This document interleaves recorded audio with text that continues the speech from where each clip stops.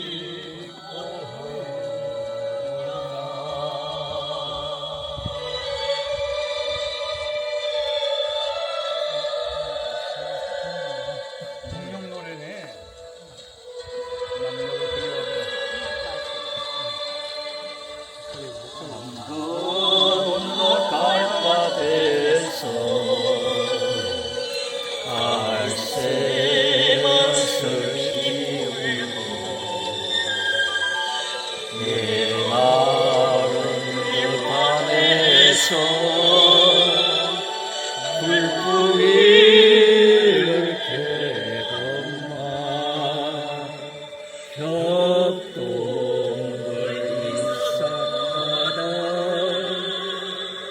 물결 위에 춤추니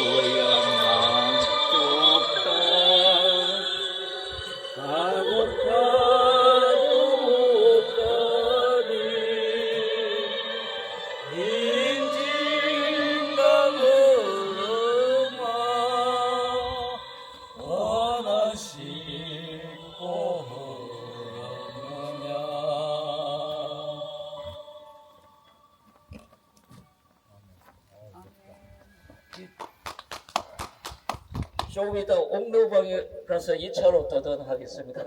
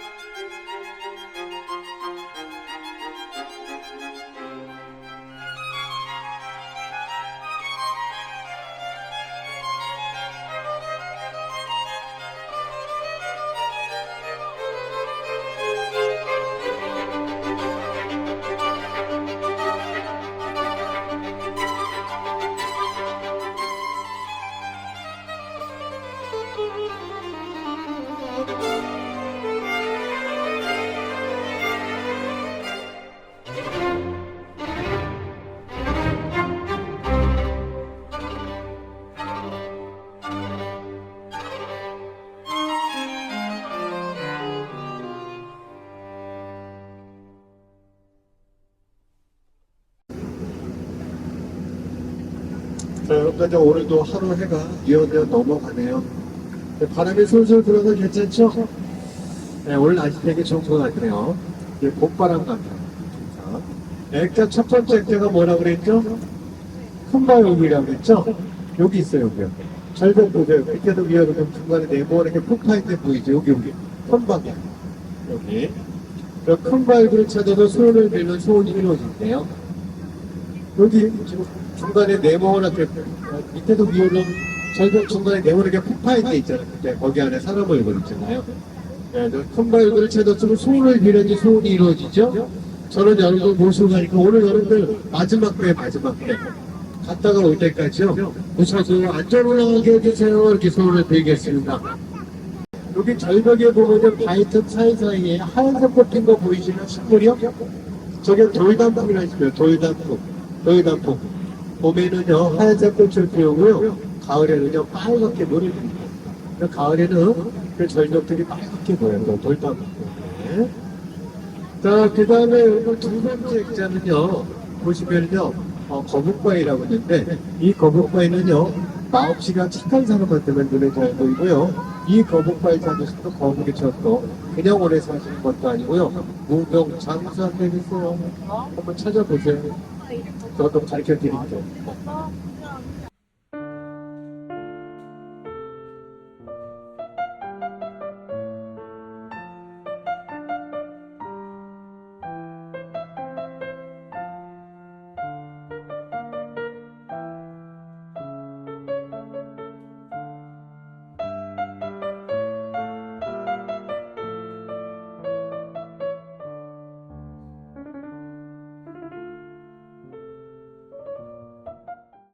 자, 여러분 아까 말씀드렸던 여기 그 전설의 거북바위가 여기 있어요. 여기요. 여기 어디 있냐면은 바위가 하나 둘 세 개 나란히 있죠. 하나 둘 세 개 나란히 있어요. 가운데 있는 건 머리통, 양쪽에 있는 건 바위가 생각하고 보시면 되는데 가운데 보면은요 유독 삼각형이 눈에 보일 거예요. 역삼각형. 삼각형 보이시나요? 저 역삼각형은 거북이 표통이다 생각하시고요. 양쪽에 있는 거는 발이다 생각하고 보시면은 거북이가 이렇게 몸을 움츠리고 양쪽 발을 내놓고 산에서 강을 기어 나오는 그런 모습을 한번 보이실 겁니다. 그렇게 생각하고 오시면 돼요. 그렇게 생각하니까 그렇게 보이시나? 아, 역시 착하신 분들 많이 하셨네요. 거북이가 오래오래 살죠? 여러분들 다 찾은 걸로 해서 거북이처럼 그냥 오래 사시는 것도 아니고요. 무병 장수하세요.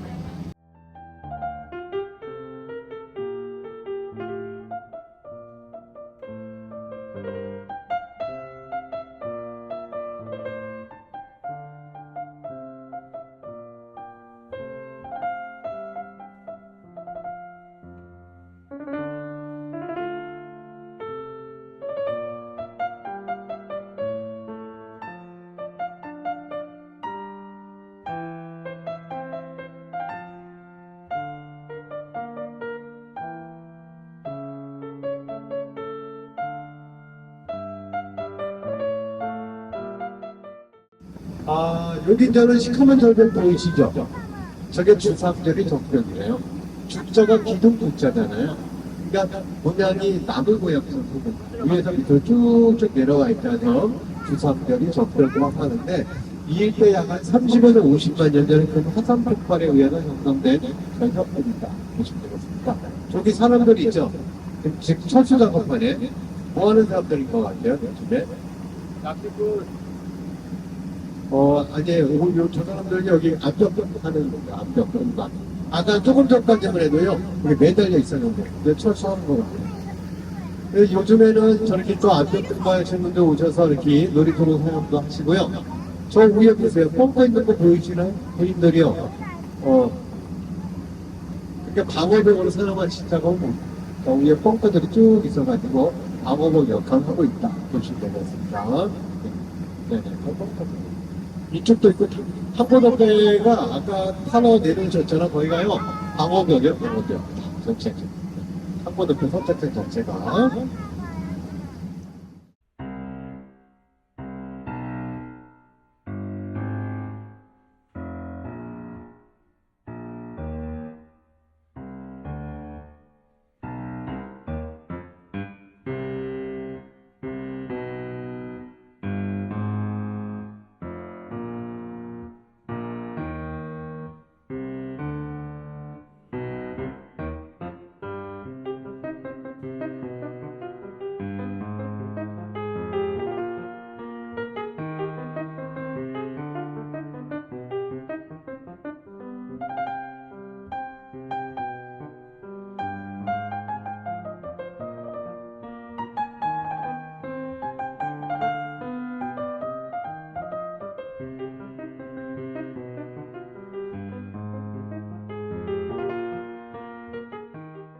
그래서 임진강은 저희 어렸을 때만 해도 수영하고 겨울에는 썰매를 탔던 지역입니다. 근데 군인으로 73년도에 바뀌면서 못 들어가게 점점 민통선이 넓어졌습니다. 그래서 저는 그 고향에서 그냥 방공 소년으로서 이제 대한민국에서 삐라는 제일 많이 주웠었고요.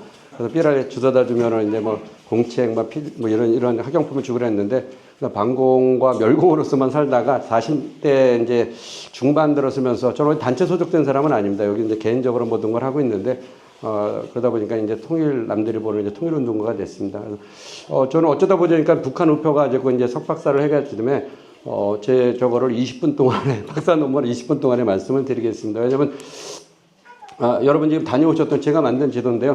여러분들 다녀오셨던 거가 이제 저기 황포도담 배고 제 고향의 리비교 여기였던 건데 여기를 잘 다녀오셨고요. 한 가지만 이제 말씀드렸던 거는 휴전선이라고 뒤에 MDL이라는 거 여기서부터 시작되고 아까 여러분 방금 지나오신데 여기서부터 시작되고 여기서 서해까지 약 20km에는 휴전선이라는 건 없다는 것이죠. 근데 대한민국 모든 지도에는 이게 다 그려져 있습니다. 그러니까 여기는 한강 중간 수역으로 사실 휴전선이 없는 게 맞습니다.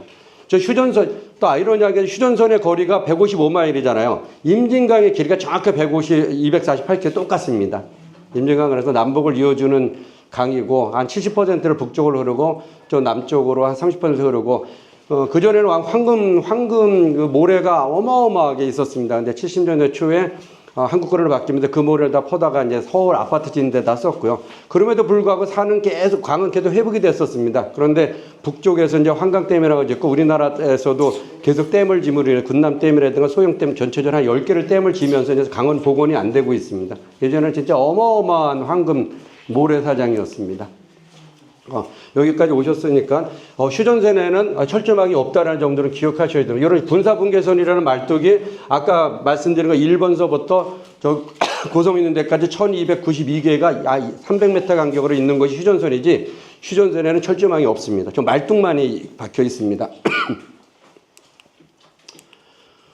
우리가 알고 있는 북한은 여기가 이게 다죠. 우리가 알고 있는 다 뭐 맞는 얘기고요. 맞는 얘기요. 그런데 북한의 최고 권위자라는 분입니다. 프랑크 교수라는 분인데 북한을 30년 동안 이렇게 왔다 갔다 하신 그 김일성 대학에서도 계셨던 분의 말씀은 저런 나라라는 거죠. 북한 사람들은 멍청하거나 단순하거나 교양하고 거칠고 잔인한 사람들이 아니다. 적어도 그러한 특수한 상이라는 것은 한국전쟁 이후로 지금까지 북한은 가장 국제제재를, 특히 미국 제재를 받고 있는 나라입니다. 대한민국, 저는 이 프랑스에서의 렉슨이라는 회사의 한국 대표고 한 35년 동안을 국제무역을 하고 있기 때문에 제가 무슨 말인지 누구보다 잘 압니다. 생계는 이제 국제무역을 하고 있는 대표인데요. 우리나라는 무역 의존도라는 게 80%입니다. 수출과 수입을 통해서 먹고 사는 것이 80%인데 북쪽은 그게 거의 없다고 봐야죠. 이런 특수한 상황이라면은 그럴 수밖에 없다는 것이죠. 그리고 그들은 상당한 업적을 달성했다. 비판할 것은 비판한다는 건 독재와 세습과 이런 것들을 말하겠죠. 동시에 관용과 개방성도 요구한다. 존경심이라는 건 과학의 굉장히 발달을 엄청나게 했습니다. 이따 잠깐 보여드리겠습니다. 저는 이제 우표를 이제 연구하고 있는데 이 우표, 조그만 우표, 요만한 우표입니다. 요만한 우표에 이런 내용이 들어있습니다. 북한의 우표의 특징은 구호랑 같이 나온다는 겁니다. 굉장히 상징적으로. 4대 선행 부분이라는 건 제일 중요한 게 전기. 그건 주로 수력발전소가 90%, 한 70% 이상의 수력발전소인데 수력발전소를 통해서 전기, 그 다음에 철도, 그 다음에 금속, 그 다음에 석탄, 이 4개를 4대 선행 부분입니다. 이를 통해 가지고 자기네들의 이 경제를 일으켜야 되는데 그것은 사람의 손으로 하는 게 CNC를 통해서 컴퓨터 자동화 수치 장치를 조사한다. 그 중에서도 가장 중요한 건 인민들의 의지다라는 걸 우표 한 장에다가 이렇게 다 담고 있습니다. 우표 한 장이 어마어마한 내용을 포괄하고 있습니다. 제가 제일 강조하는 게 이건데요. 대한민국의 북한 전문가라는 사람들은 요 20%, 맥시멈 잡아야 20%, 요걸 가지고 북한을 평가했습니다. 그러니까 이 나머지 80%는 듣도 보도 못하고 이거에 대해서 평가는 못했었다는 거예요. 뭐, 숨겨진 거니까.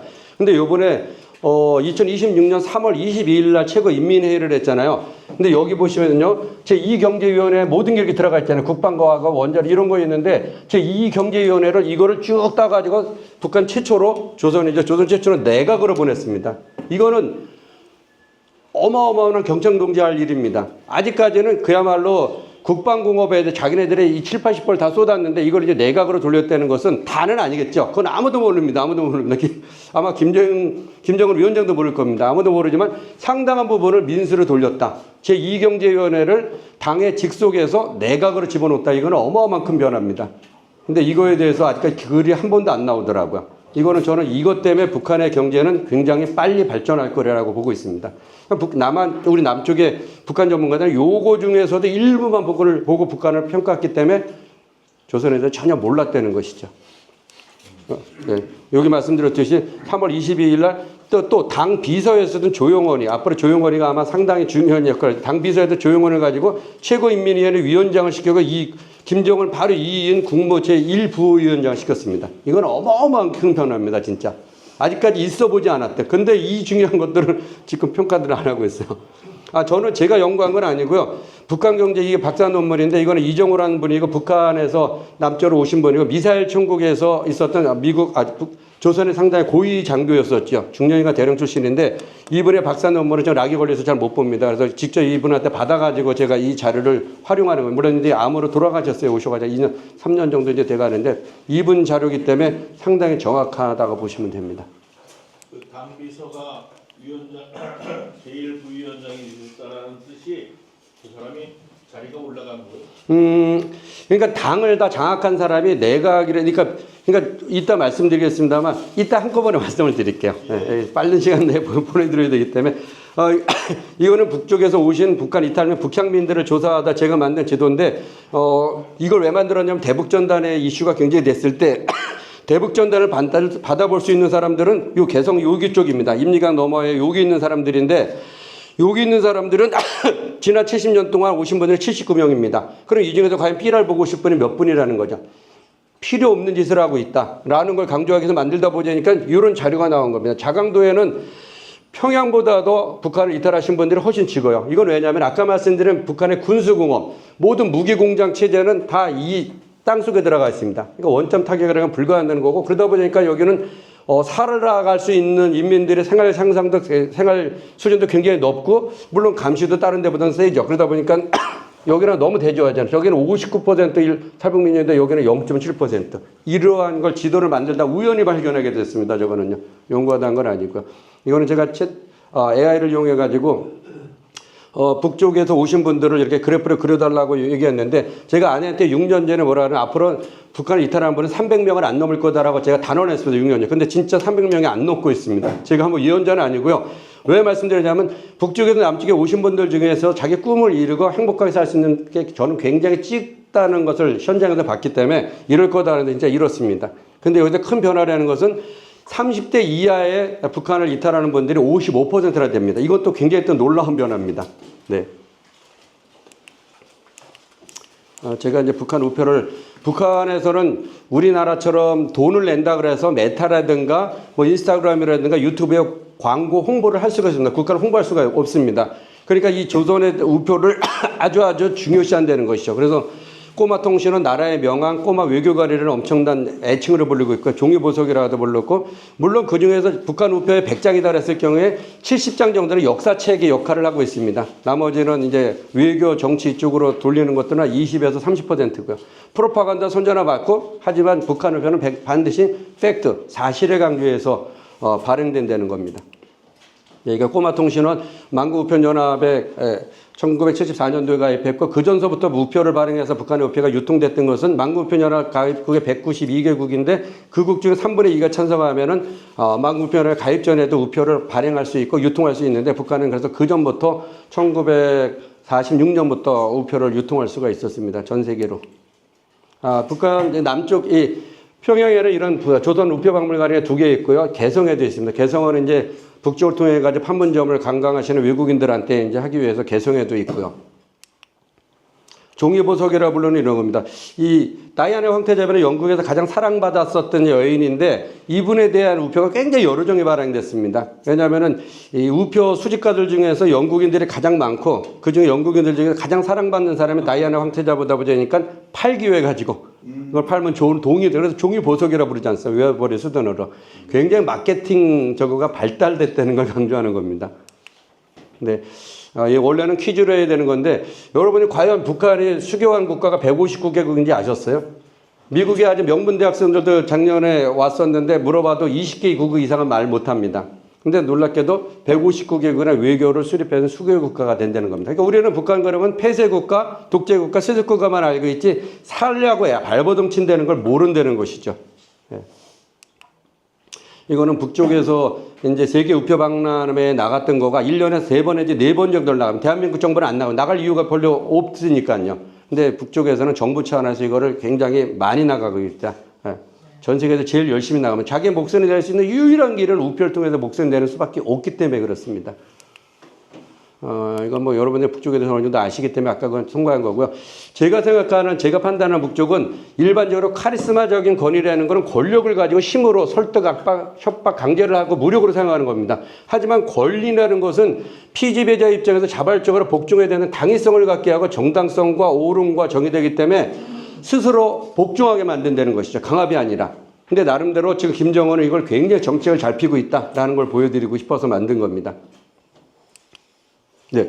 그거의 특징으로서 북한에서는 김일성과 김정일을 하는 게 1919년까지 계속 반복적으로 나왔습니다. 전체로 하도 수백 장이 나왔는데 2019년 이후로 안 나옵니다. 그리고 이런 우표가 나옵니다. 이건 북한의 국가의 목난, 국견, 국수라 그러는데 국가를 상징하는 이런 우표를 반복 발행하지 이제 김일성과 김정일을 상징하는 걸 발행을 안 한다는 것은 아직까지는 김일성의 주체사상과 김정일의 성군사상을 통해서 굉장히 이렇게 잘 나름대로 버텨오고 발전해 왔는데 이제는 그렇지 않겠다는 것을 선언한 거라고 저는 판단을 합니다. 일반 국가화로 가고 있다는 것이죠. 이건 뭐 북쪽에 대해서 아시겠네. 이게 우표에 가장 많이 나오는 또 도안 중에 하나가 이 과학기술 전당입니다. 남쪽 분들은 북쪽이랑 통일되면은 지하자원 캐올 생각을 하고 싼 노동력을 이용하려고 그러는데 안 그렇습니다. 북쪽은 자기네들이 갖고 있는 끊임없이 끊임없이 나올 수 있는 지식을 통해 가지고 먹고 살 수 있는 과학을 통해서 먹고 사는 생각을 하고 있습니다. 그래서 가장 많이 나오는 것들 중에 하나가 이 과학기술 전당이다. 우표를 확대한 거고요. 우표가 이렇게 미국에 대한 메시지로 가는 겁니다. 북한 우표인데 원래 우표는 이겁니다. 그리고 우리 일반적인 자본주의 국가에서는 여기다가 광고를 하는 거죠. 광고를 하는 건 여기는 자기네들이 국가의 메시지를 담은 겁니다. 이 메시지는 2017년에 나온 건데 화성 14형을 쐈습니다. 화성 14형에 고도 3,724km 올라갔고 998km 날아왔습니다. 고도라는 것은 정상 각도로 속에도 2배를 날라 그럽니다. 그러니까 3,724 곱하기 2, 7,500 정도에다가 1,000을 더하니까 8,500km를 날아간다는 겁니다. 즉 이거는 화성 14형 같은 경우는 여기 정도까지는 날아갑니다. 즉 서부 지역까지는 그거를 메시지를 보는 겁니다. 영어로도 나오잖아요. 우표에 북한 우표인데도 불구하고 조선 우표인데. 그리고 또 특이한 건 뭐냐면은 2024년부터 주체라는 단어가 북쪽에서 사라졌습니다. 이거는 2025년도에 나온 우표인데 이거는 화성 20형입니다. 20형은 아직까지 시험 발사를 안 했기 때문에 성능에 대해서 모릅니다. 19형까지 시험 발사를 했습니다. 2024년 10월 31일 날. 고도가 아까보다 이렇게 늘었어요. 7,687km를 올라가가지고 1,000km를 날아갔다. 곱하기 한다 그러면 1,500, 15,000km에다 1,000, 16,000km. 미국의 워싱턴까지 넘어가고도 또 더 아주 넘어갈 수 있을 정도입니다. 평양에서 워싱턴까지가 11,000km입니다. 근데 지금 저거는 16,000km를 날아간다는 것이죠. 어디든지 원하는 데 때릴 수 있다는 것을 말하는 거고, 우리 대한민국과 미국에서 말하는 원점 타격이라는 거를 무효화시키기 위해서 이렇게 이동식에다 쓰는 거죠. 이렇게 이동이기 때문에 어디서 발사할지 모른다는 겁니다. 그리고 이것까지는 다 확인된 거고, 이것까지 고치해 올리기 때문에 굉장히 발사 속도가 빨라졌습니다. 이 두 개도 주장은 하는데 우리나라 과학자는 세계적으로 아직까지 확인을 안 했다라고 합니다. 근데 북쪽에서는 유격외표와 다탄두까지 우리는 성공했다라고 주장하고 있는 거고요. 어쨌든 저게 아닌다 하더라도 저거는 어마어마한 큰 변화입니다. 안타까운 것은 남쪽 관련 우표가 한 130여 종이 있었는데 7,500종 중에서 다 사라졌습니다. 2024년 적재적 두 국가를 선언한 이후로는 우표를 연구하면서 굉장히 안타까운 것은 북쪽에서 6.15 선언과 14선언에서 굉장히 우표가 많이 나왔습니다. 이행하자. 근데 우리나라 그야말로 진보 세력, 진보 정부라는 데서도 이행할 생각은 안 하고 사진만 찍을 생각했다는 것이죠. 끊임없이. 이게 너무 안타깝습니다. 이제는 더 이상 우리한테 기대 안 한답니다. 다 지웠습니다. 이렇게 엄청나게 나왔습니다. 엄청나게. 근데 우리는 이행할 생각은 없었죠. 아직도 조선을 반국가 단체를 하고 있잖아요. 오이사 조치도 해제 안 했잖아요. 이거는 참 이해를 못할 정도입니다. 저는 이제 독도 전문가입니다. 독도 강사는 참 많이 나가는데요. 독도에 대해서도 이렇게 많이 우표를 나오고 일본의 독도에 대한 망언을 할 적마다가 조선중앙통신이라든가 노동신문의 독도에 대해서 계속 사설이 나옵니다. 대한민국에서는 요만큼 성명만 발표하는데 북쪽에서는 굉장히 강력하게 나옵니다. 근데 독도 우표조차도 없애버렸습니다. 남쪽에서 굉장히 화가 난 건 맞아요. 북쪽에는 아무리 조그만 우표를 하더라도 이 한반도 지도가 나왔을 때는 100% 독도가 나옵니다. 조그만 우표 한 장에도 여기도 이렇게 나오잖아요, 독도가. 그만큼 독도에 대한 어떤 저거가 애착이 우리보다 더는 세다고 생각합니다. 북한을 바라보기 위해서는 매년 1월 1일 날 한 장의 우표가 발행되는 걸 새 우표라고 부릅니다. 새 우표라고 그러는데 2017년 전에 과학기술 전장에 나왔다가 2019년 1월 1일 날 발행된 겁니다. 이렇게 밝은 우표입니다. 이건 뭐냐면은 2월 달에 있는 하노이의 북미 정상회담이 자기는 100% 자신을 갖고 김정은 입장에서는 열차 그 먼 길을 간 겁니다. 그런데 노딜로 됐죠. 그런데 이거 노딜된 것뿐만 아니라 5월달, 6월달 계속 판문점에서 트럼프 문재인을 계속 만났고 10월달은 스웨덴 스톡홀름에서 비건과 마지막으로 실무 책임자들이 만났습니다. 거기서 점검해봤더니 이건 아니다. 나 갖고 놀았다라는 결론을 내리고 그 후부터는 2020년 새우표 이렇게 표현합니다. 기술을 바탕으로 와가지고 자기네 국수인 소나무에 두꺼운 눈이 내렸다 어려운 환경일 거다. 하지만 기술자 여기는 지식인, 기술자, 농민들이 1심 단결해서 자력갱생으로 날아가겠다. 이 정책이 6년 동안 유지하고 바탕을 깔고 가는 겁니다. 이것이. 그리고 2021년에는 평양정 평양시계라고 그래가지고 평양에 어떤 위기가 왔을 때 알려준다는 거 상징적인 건데 이런 국수와 마찬가지 어려운 상황이지만 시간은 우리 것이다. 라는 걸 상징하고 있고요. 2022년은 자신감에 붙어갖고 또 다시 밝게 변했습니다. 이때부터 평양에 짓고 있는 5만 가구, 지금 4만 가구 올라가고 있죠. 이거에 대해서 새우표가 계속 나왔습니다. 새우표에, 그러니까 평양에 짓고 있는 5만 가구에 대해서 김정은의 가장 큰 어쨌든 프로젝트입니다. 계속 나왔습니다. 그래서 제가 이 우표를 계속 하면서 통일뉴스에 대해 한 달에 한 번 제 이름 안재영을 처음 한 달에 한 번씩 우표를 보는 북한의 현대사라는 걸 기고하고 있는데 25년에 주체가 빠졌네요. 그러니까 이제 4년부터 빠졌죠. 2004년부터 안 보이잖아요. 24년에는 주체가 있구나. 2055년. 그때부터 적대 주거가가 이때부터 빠져 완전히 없애버린 거죠. 이 평양에 짓고 있는 5만 가구에 대한데 제가 통일뉴스에도 어떤 식으로 썼냐면은 이런 어마어마한 빌딩을 보면서 조선에 있는 인민들이 자부심을 느낄까? 나는 아니 이제 자괴심을 느낄 거라 생각하는데 평양에는 특별 인민들이고 한경북도에는 아까 북한을 이탈한 분들도 많았지만 자강도, 양강도, 뭐 이쪽에 한경북도, 한경남도 이쪽에 분들은 조선민주주의인민공화국 인민들이 아닐까? 라는 식으로 제가 비꼬는 식으로 글을 썼어요. 그러니까 올해 1월 1일 날 새우표가 뭐가 나올까 굉장히 궁금했었습니다. 왜냐하면 이제 4년차, 5년차 이게 마지막이기 때문에 이게 또 나올 확률이 굉장히 높았는데 어쨌든 제 말을 들은 건 아니겠지만 어쨌든 원상 갈마해 있는 거 바뀌었습니다. 이거는 인민들에 대한 삶에 대해서 치중하겠다는 선언이라고 봅니다. 1월 1일 날 새우표가 그 해의 조선의 정책을 가장 판가름할 수 있는 중요한 거기 때문에요. 이게 원산이에요. 네, 원산에 짓고 있는 갈마해수욕장이고요. 요거는 요트 정박장입니다. 왜냐면 제가 통일뉴스에 그렇게 썼거든요. 제가 작년이란 재작년에 요 바깥에 현수막했지만 우리나라에 범선이 있습니다. 해적선 끝자리 몇 번 뒀대요. 이게 여수에 있는 정채호 선장이 갖고 있는 코리아나우라는 범선이 있는데 그걸 타고 작년 재작년 제가 독도를 갔었습니다. 저를 한 번씩을 초빙해가지고 그것이 가게 되면 여기에 정박을 해야 되는 배인데 어쨌든 재미나게도 요트 정박장이 나왔습니다. 굉장히 흥미로웠습니다. 2016년도에 7차 당대회 때는 자강적 1신당과 5대 교양이라고 주장한 것들이 계속 나왔고요. 우표에. 2021년도에 이제 8차 당대회는 이민우천 1신당과 자력갱생이 중심 구호였습니다. 요번에 올해 있었던 제 9차 당대회는 저렇게 딱 떨어지는 구호는 없었고 그거를 실천하겠다는 내용입니다. 다 실천하겠다는. 이거 먼저 걸 그대로 따왔잖아요. 이건 뭐냐 어쨌든 인민들의 생활 향상에 자기네들 정책을 올인하겠다는 선언입니다. 이건 9차 당대회에 대한 기념표 이렇게 나왔습니다. 그래서 저는 김정은 시기를 한마디로 정의하라 그러면은 인민민주주의, 인민대중제일주의에 기초한 지방발전 20 곱하기 10 정책을 통해서 보통 일반 인민들의 삶을 향상시키는 거가 김정은의 제일 큰 정책이다. 왜냐하면 저는 북쪽은 아까도 말씀드렸듯이 30대 이하가 지금 북한 이탈 주민들의 55%인데 얘네들은 솔직히 제가 판단하는 겁니다. 그 속에 들어갈지 모르겠지만 당에 대한 충성이라든가 김정은 위원장에 대한 충성심은 굉장히 낮아졌다고 합니다. 먹고 사는 게 더 중요합니다. 그렇기 때문에 김정은 위원장도 그걸 알기 때문에 얘네들의 불만을 먼저 잠재울 수 있는 정책을 펴가지고 이들의 불만이 잠재워주든가 아니면은 이들의 불만이 먼저 올라가 가지고 진짜 굉장히 큰 이변이 발생할까. 외부에서가 아니라 내부의 변화에 의해서 어떤 조선에는 큰 변화가 있을 거라고 저는 생각을 합니다. 김정은 위원장은 너무 잘 알기 때문에 김정은 아까 위원장이 제일 많이 가는 게 지방발전 짓고 있는 데를 제일 많이 갑니다. 이렇게 올해 나온 우표 보세요. 이렇게 재밌습니다.